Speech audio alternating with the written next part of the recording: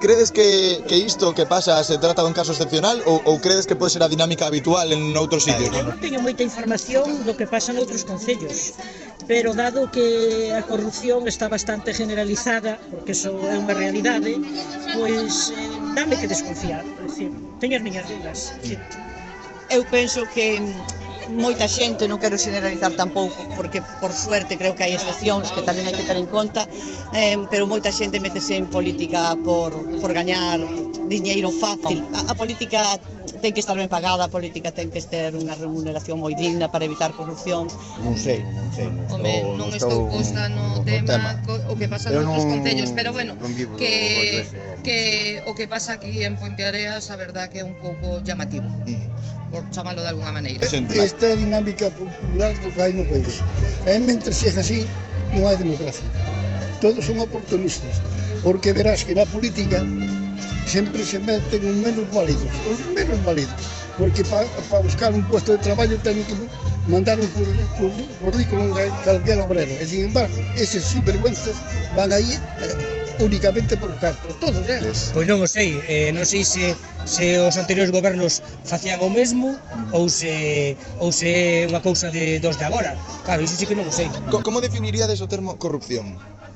Bueno, aquí tamén se me está calado. Volvemos ao mismo dai 30 anos. Home, o término corrupción significa que xente que ten un poder X o aproveita para sacar rendemento a esa situación de estatus que ten, neste caso un goberno ou donde sexa. Iso non ten nombre, pero é que se meten aí para iso. A corrupción, pois é un roubo, é roubar, en realidad, apropiarte de algo que non che corresponde, non é unha cuestión, é unha cuestión indigna. É valerte do teu posto privilexiado para facer o que che dá a gana co diñeiro público, moitas veces. Normalmente asociamos con a corrupción o incumprimento das leis para obter un beneficio propio, un pouco que dicías ti, vale. Pero non crees que existe tamén unha corrupción legal? É dicir, neste caso, o que che contábamos das xuntas de goberno, hai unha escolla premeditada dos membros que poden cobrar.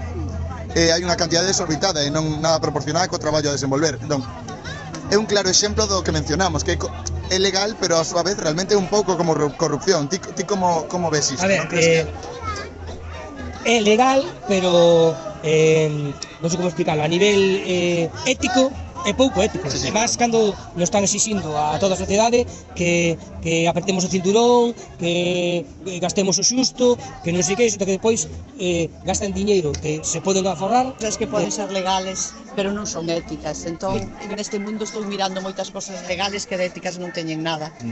Sí, eu opino mismo. Pode ser legal, pero é inmoral. Que se trata dun caso de corrupción, claramente. Están para sacar o diñeiro, ni máis ni menos. Comen 4 e o resto a abanicar. Iso tiña que estar perseguido por a justicia. Igual, pero que a justicia non mírese como é. A justicia está ao servicio dos grandes. Non do pequeno, non? É o que dijo contrariamente.